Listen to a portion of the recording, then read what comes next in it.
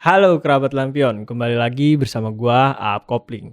Pada kesempatan malam ini gua mau membacakan sebuah cerita atau narasi yang dimana gua akan ngebawa narasi salah satu gunung yang paling terkenal di Pulau Jawa, yaitu Gunung Merapi.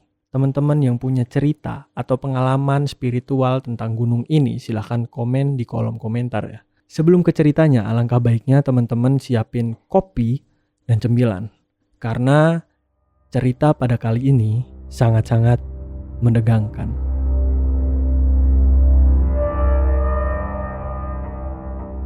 Gua akan menjelaskan dulu sebelum ke videonya, karena Merapi cukup banyak cerita mistis di dalamnya atau cerita-cerita mitologi di dalamnya. Kali ini Merapi akan gua rangkum di 3 part atau 3 bagian. Oke? Kita langsung aja ke videonya. Ojo ngebel sik, gegeran ojo ngebel sik, gegeran. Oke. Kisah-kisah kelam di balik megahnya Merapi, antara legenda dan misteri yang tak pernah padam. Gunung Merapi, sebuah nama yang tak asing bagi telinga masyarakat Jawa, khususnya Yogyakarta. Megah menjulang, puncaknya yang kerap diselimuti kabut misterius, seolah menyembunyikan ribuan kisah di baliknya. Bukan hanya tentang letusan dahsyat yang meluluh lantahkan.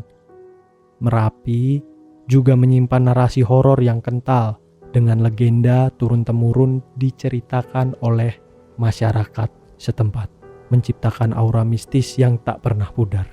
Menurut legenda, asal-usul Gunung Merapi dalam legenda Jawa sangat menarik dan kental dengan nuansa mitologi. Pada zaman dahulu kala, Pulau Jawa dipercaya dalam kondisi tidak seimbang atau miring karena beratnya pulau di bagian barat. Para dewa di kahyangan khawatir akan kondisi ini dan memutuskan untuk mencari penyeimbang. Mereka menemukan sebuah gunung besar bernama Gunung Jamur-Dipa yang terletak di Laut Selatan. Utusan para dewa yaitu Batara Narada diperintahkan untuk memindahkan Gunung Jamur-Dipa ke tengah Pulau Jawa. Namun, ketika mereka tiba di lokasi yang akan dijadikan tempat baru bagi gunung tersebut, mereka menemukan 2 empu sakti, Empu Rama dan Empu Pamadi, sedang membuat keris pusaka di sebuah perapian. Para dewa meminta kedua empu untuk pindah, namun Empu Rama dan Empu Pamadi menolak karena mereka percaya bahwa membuat keris sakti tidak boleh berpindah tempat di tengah proses. Terjadilah pertengkaran sengit antara para dewa utusan dengan kedua empu tersebut. Mendengar laporan ini, Batara Guru menjadi murka. Ia kemudian memerintahkan Dewa Bayu untuk meniup Gunung Jamur-Dipa. Dengan kesaktiannya, Dewa Bayu meniup gunung itu dengan sangat dahsyat, sehingga Gunung Jamur-Dipa terangkat dan melayang di angkasa. Gunung itu kemudian jatuh tepat di atas perapian tempat Empu Rama dan Empu Pamadi berada. Kemudian kedua empu itu pun ikut tertindih oleh Gunung Jamur-Dipa dan meninggal seketika. Perapian yang digunakan kedua empu untuk membuat keris sakti berubah menjadi kawah yang terus-menerus mengeluarkan api dan lahar. Oleh karena itu, kawah itu pada mulanya adalah sebuah perapian. Para dewa mengganti nama gunung itu menjadi Gunung Merapi, yang berarti gunung api. Hingga kini Merapi dipercaya terus hidup karena perapian abadi tersebut. Lokasi Gunung Merapi. Secara geografis, Gunung Merapi terletak di bagian tengah Pulau Jawa, Indonesia. Posisinya berada di perbatasan 4 wilayah administrasi, yaitu 1. Daerah Istimewa Yogyakarta. Bagian selatan lerengnya berada di wilayah Kabupaten Sleman. 2. Jawa Tengah. Kabupaten Magelang di sisi barat, Kabupaten Boyolali di sisi utara dan timur, Kabupaten Klaten di sisi tenggara. Oke, kita akan masuk ke cerita di mana Pasar Bubrah adalah pasar yang paling mengerikan yang ada di Jawa Tengah. Pasar Bubrah, transaksi gaib di bawah rembulan. Salah satu lokasi paling angker di Merapi adalah Pasar Bubrah. Jangan bayangkan pasar pada umumnya dengan riuhnya transaksi jual beli. Pasar Bubrah adalah sebuah area datar di dekat puncak Merapi, dipenuhi bebatuan vulkanik yang berserakan. Konon, disinilah pasar gaib bersemayam. Para pendaki yang beruntung atau sial kadang mendengar sayup-sayup keramaian, tawa cekikikan, atau bahkan melihat bayangan-bayangan hitam yang hilir mudik di antara bebatuan. Malam hari, saat rembulan bersembunyi di balik awan, suasana di Pasar Bubrah menjadi semakin mencekam. Beberapa pendaki mengaku pernah mencium aroma sesajen yang kuat, padahal tak ada upacara yang sedang berlangsung.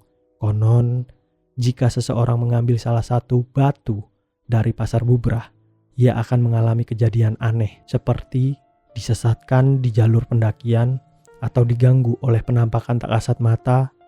Mereka yang berhasil lolos seringkali menceritakan bagaimana batu tersebut terasa dingin, menusuk, dan seperti bergetar di genggaman mereka, seolah ada entitas lain yang enggan berpisah dengannya. Makam Mbah Marijan, penjaga Merapi yang abadi. Merapi tak bisa dilepaskan dari sosok Mbah Marijan, juru kunci gunung yang legendaris. Ketaatannya pada Merapi melebihi segalanya, bahkan nyawanya sendiri. Ia memilih untuk tetap tinggal saat letusan dahsyat pada tahun 2010 menerjang. Konon, karena tugasnya adalah menjaga Merapi, meskipun jasadnya telah tiada, arwah Mbah Marijan dipercaya masih setia mendiami lereng-lereng Merapi, mengawasi setiap gerak-gerik gunung yang dicintainya. Pendaki yang berziarah ke makam Mbah Marijan seringkali merasakan energi yang kuat. Beberapa mengaku mencium aroma melati yang semerbak di sekitar makam, pertanda kehadiran beliau. Ada pula yang bercerita tentang suara langkah kaki di malam hari, seolah Mbah Marijan masih berpatroli memastikan keamanan Merapi. Kisah ini menjadi pengingat akan pengorbanan dan kesetiaan yang tak lekang oleh waktu, sekaligus menambah aura sakral pada gunung berapi ini. Petilasan Eyang Sapu Jagat, gerbang menuju dunia lain. Di salah satu sudut lereng Merapi tersembunyi sebuah petilasan yang disebut Eyang Sapu Jagat. Tempat ini diyakini sebagai salah satu gerbang gaib menuju dimensi lain. Konon, hanya orang-orang terpilih atau mereka yang memiliki kemampuan supranatural yang bisa merasakan keberadaan Eyang Sapu Jagat. Masyarakat setempat percaya bahwa Eyang Sapu Jagat adalah penunggu Merapi yang paling senior, penjaga keseimbangan antara alam manusia dan alam jin.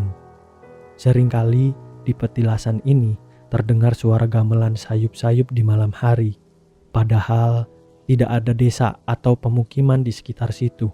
Beberapa pendaki yang nekat bermalam di dekat petilasan mengaku didatangi oleh sosok bayangan besar yang berwibawa, memberi isyarat agar mereka segera meninggalkan tempat itu.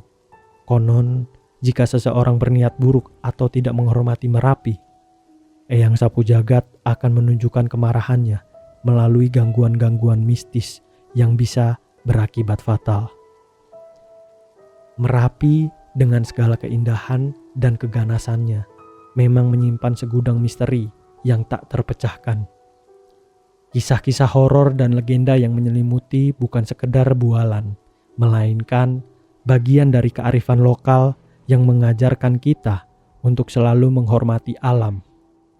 Setiap langkah di lereng Merapi seolah mengantarkan kita pada batas antara kenyataan dan dunia tak kasat mata, meninggalkan jejak ketakutan sekaligus kekaguman yang mendalam. Nah, gimana teman-teman? Buat teman-teman nih yang sudah atau mempunyai pengalaman saat mendaki Gunung Merapi, boleh banget kalian komen di kolom komentar ya. Gimana pengalaman kalian? Gue juga pengen tahu dan pengen ngerasain gitu. Oke? Buat teman-teman juga yang ingin bercerita, silahkan hubungi kontak yang ada di deskripsi. Kita juga ada podcast horor yang dimana kita mewawancarai 1 atau 2 narasumber yang ingin bercerita secara langsung. Oke? Jangan lupa like, comment, dan subscribe di channel ini supaya channel ini dapat berkembang bareng sama teman-teman di rumah. Oke? Gua Kopling pamit undur diri, selamat malam dan terima kasih.